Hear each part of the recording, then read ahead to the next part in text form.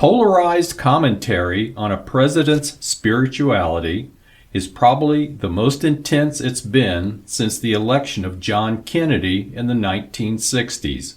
Many objected to Kennedy's Roman Catholicism, and today many object to Trump's alleged lack of spirituality. Stay tuned as we seek to discover the truth about Donald Trump's spiritual walk.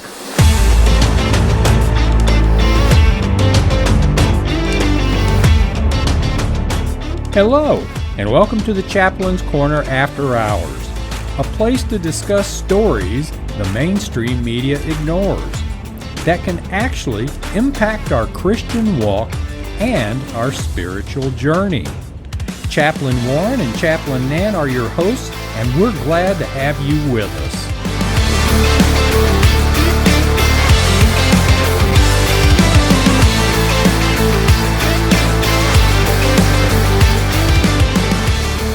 This episode is the first part of a two-part series looking at the spiritual journey of President Donald J. Trump. As Christians, we believe this is a newsworthy topic because recent events offer some compelling evidence that he's undergone a significant transformation in his spirituality compared to where he was spiritually in his first term in office in 2017. We also believe this subject is newsworthy because the United States of America was founded as a Christian nation, not in terms of a national or established religion, but rather as a people whose actions were influenced by their relationship to God through His Son, Jesus Christ. And so in this first episode, we're going to look at Donald Trump's spiritual life from the time he was born until the day of his first assassination attempt. And then in our second episode, we'll look at how his spirituality may have changed as a result of that assassination attempt and try to draw some conclusions on where his spirituality is going. The best place to start is perhaps at the beginning. Donald J. Trump was born on June 14, 1946, in New York. His parents were members of the First Presbyterian Church in Jamaica, Queens, New York City, and Donald was raised in that church and presumably baptized in that church. In the 1970s, he attended Marble Collegiate Church, led by Norman Vincent Peale, the author of the famous book, The Power of Positive Thinking. His first marriage to Ivana Zelnikova, in 1977, was in the Marble Church and was officiated by Norman Vincent Peale. His second marriage to Marla Maples in 1993 was also in the Marble Church, but was officiated by one of Peale's successors. And finally, his third marriage to Melania Naus in 2005 was held in an Episcopal church near Mar-a-Lago. Now, Donald J. Trump's knowledge or grasp of Christianity has been roundly criticized by many and called superficial, uninformed, and many have claimed he's never really read the Bible. Well, if all of that is true, and if you stop to think about that for a couple of minutes, it really means he sounds much like many other ordinary, everyday Christians. Now, many have claimed that Donald J. Trump has tried to use his nominal Christianity as a political tool in his seeking higher political office. And while we aren't in a position to judge whether that is true or not, there may be an alternative explanation, which is that the positions that Donald Trump advocates politically are those kinds of positions that might appeal to a certain part of the Christian people, or might appeal to Christianity in general. Now, his actions and his policies in his first term of office, which was from 2017 to 2020, put all of his thinking, and especially his religious leanings, under a huge 24/7 microscope. A microscope that probably none of us would like to have to stand under. But based on this brief background, how might we go about describing the spirituality of Donald Trump prior to his assassination attempt on July 13th, 2024, during his third presidential campaign? And so, Chaplain Nan, where would you like to begin with this? Wow, that was a whole lot. There's many things most of us don't know. We've picked up little tidbits about it. I think it's just an overriding sense. In particular, and I could be wrong, but all that to say, I think it might be sort of a sensibility the rest of America has based on a temperament of New Yorkers. And so it's really not kind of a temperament, I would say, of Southerners or Midwesterners or Mountain Westerners in Colorado, etc., or in particular people in California and those other places who are very like Valley Girl kind of people. Or maybe that's an old term. I'm probably dating myself. Yeah, anyhow, really. anyhow, I think, you have to look at people through the lens of who they are and what their history is. And so I appreciate that you gave us a little bit of tidbit about him. Something that he is very vociferous about is the power of positive thinking. And as you very nicely gave his church history, he was churched by Norman Vincent Peale himself. Yeah, and that's something I didn't know. And I didn't either. I knew about the power of positive thinking in his life, but I did not know he was actually ministered and, if you call it discipled or raised up or churched or formed or his Bible class or whatever Sunday school was. It was all by this man himself. Anyhow, so it had to have had a powerful effect on him based on the fact that there was no problem with him being married 3 times, divorced twice, but that nevertheless, which I find very interesting, is he chose to get, or the wife did, they chose to get married in a church. All three weddings were in a church. Yeah. So and there's nothing to me about what we understand of President Trump as his personality is that when he makes up his mind that something's going to be a certain way or he wants things to look a certain thing or whatever, that he finds a way to make it so. And so if he really did not want to be married in a church, if that was not important to him, even if, as for many, and it's June right now as we're taping, a lot of people are getting married and they've never darkened the door of a church except maybe Easter or Christmas, if that. But as long as you're still attached to him, he's so happy. So anyhow, I just found that pretty telling that he chose, because if he did not want to be married in a church, he would have, as we understand him to be from what we know of him, he would have overridden the beloved wife, soon to be the bride's desire to be married in a church. And so that was an important thing to him. I did not know until I just was looking at what you described, his little church history, is that was kind of a foundational thing for him. Maybe not in a theological way or an official denominational way, or we can get all hoity-toity if we want, but that the basis of his upbringing was in a church and by a man who is a Christian, and his name is Norman Vincent Peale. And the book he wrote, as you could probably speak a lot about that, is all based on mostly memorizing Bible verses. Yeah. Yeah. It has a certain bent on it. It's not the entire Bible, but it captures, I mean, all of it is based on biblical verses, not even principles, just verses, like you memorize the words of the Bible. Anyhow, so that was pretty telling to me that I did not know about him.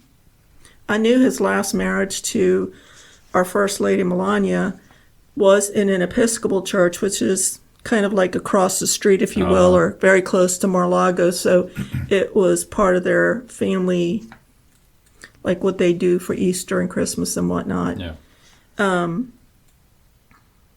But yeah, I did not realize sort of we were just watching, the teachings about the seed of the word. It gets thrown and sometimes it grows and sometimes it doesn't, and how way early on in his life the seeds of Christianity were sown by obviously his mother and father. They attended a Presbyterian church, but that on his own, and I don't know, it doesn't say if his parents switched to Norman Vincent Peale or he did. That would be an interesting thing to find out down the road. If anybody wants to look it up or Google it or find out about him, please let us know. Anyhow, it just informs you, what happens to you in your early life determines so much of what happens, how you are as a person. Yeah. So his bombasticness and everything, some of it you have to, at least I do, put into the context of if he was a New Yorker speaking to another New Yorker, that's probably what it would sound like. For the rest of us, it'd be like, what? Right. Right. But when you take it into that context, and it'd be like somebody hearing, one of us say, oh, honey child, or God bless your heart, or, those southern things, or Valley Girl talk, or it's just geographical, if anything. Anyhow. No, I agree. And what I found just kind of interesting is that, his early childhood experience in the church seemed very reminiscent of my own. I mean, I had two parents that took us to church, and, we went to church every week as we were able, notwithstanding weather or sickness or something like that. And in his adult life, his balance between work and church certainly seems rather typical. There was a period in my life where work, just by necessity, was a high priority, and so I see a lot of similarity there. Now, some of the things that don't get mentioned by the press or his opponents are some of the positive things, and one of those is he doesn't drink any alcohol, never has. He doesn't smoke, and notwithstanding the last year or so, he's never been convicted of a crime. I mean, he's never embezzled anything. He's never run a Ponzi scheme or a multi-level marketing scheme or anything like that. He's been aggressive. He's been tough with his opponents in business and all that. But there's no indication that he's broken any laws. He's taken full advantage of the tax code and even used bankruptcy where necessary. But all of those things are legislated laws that are in the tax code because Congress put them there. And it's our obligation to use those to minimize our taxes. So there's really not, in terms of the quality of life or daily life, there's not so much to criticize. And I was just thinking about this today. I have on my desk in my office, I have this rock. It's a pretty good sized rock. You can hold it in your hand. And matter of fact, I'll place a picture of it on the video feed of this podcast if anybody's interested. And on that rock, what's written is John 8, 3 through 11. which is the parable that Jesus tells about let him who is without sin throw the first stone. And it just is there to remind me to be careful about what I say about other people, because I don't necessarily live on the cleanest side of the street myself. And so I think about all these people who hurl insults at Donald Trump, and I think about, gee, I wonder what your past would look like if you were sitting under that same microscope he has to sit under 365 days a year. Yes, he campaigned for the job. He didn't have to take it and all that kind of stuff. But nonetheless, it's a pretty withering type of experience. So there's two ways to look at least for me, in my opinion, to look at a person, in particular a high-profile figure such as President Trump. So when he started running, and he's very much, as many people have said, he's very much like a modern-day Barnum and Bailey. He knows how to put on a show, and part of the show is to just throw things out and be larger than life and say things and do things that are going to cause not so much whether it's good or bad, but are going to cause attention. And so probably, and we are not doing a psychological commentary or a podcast about President Trump's psychological makeup or his mind or his brain or how he works. That's way above our pay grade. But we do have ways of looking at people, and it's really not in anybody's interest, as you would know as a parent, to say something is either it's all this or it's all that. And to understand that just as we do a lot of stupid stuff, we do a lot of intentional bad stuff, and then we do a lot of trying to do intentional good stuff, we're kind of like that kind of bad, we're in the mix of it. And that's kind of him, except with a huge megaphone. And that, I think, has always probably been his personality.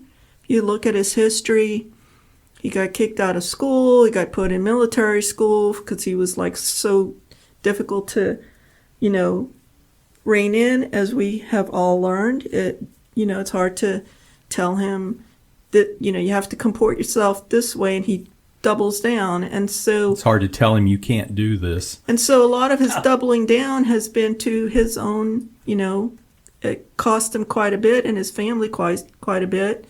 And he's been in error, as all of us are. But he's also done things that are bigger than anything we thought possible. And I think that's the part we have a hard time with, in particular, because if you write down his life, it's very flawed. But at the end of the day, he has this part of him, which I don't know, I was very curious about it, if it goes back to his mother and his father, but in particular his mother or his religious upbringing. But apparently, think about it. He's his loudmouth, and I do this with respect because he's our president, but he, if he does something, he wants everybody to look at it. If he says something, he wants everybody to be paying attention to him. It just in general. And so to think that a person like that would do a good deed for somebody, say somebody's in the hospital and they can't pay their bill, as we understand him from what we've come to know of him, our typical, I think, if you're honest, he would be one who would make a public relations announcement or make find a way to leak it to the news that, he went and paid this hospital bill. That's how we tend to think of him. But there's this part of him which, from people who know him really well, they've all said the same thing over and over. They never say what that is, but that he's quite, and I take that back to probably his Christian roots. He's quite sensitive, in particular for people who work for him, to take care of people quietly. Which is so, really, honestly, I don't think anybody could ever say he doesn't want the attention of whatever he did. Yeah, there are many, many stories of his quiet, unassuming generosity, paying off somebody's mortgage, paying somebody's college bills. I believe there was a military person stuck in Germany who had to get back to the U.S. for something. I can't remember what it was for, but it was really maybe family oriented. And military flights and commercial flights just weren't available. And Trump sent his jet over to pick this guy up and brought him back to the U.S. And just stories, many like that. And just to take that one step further,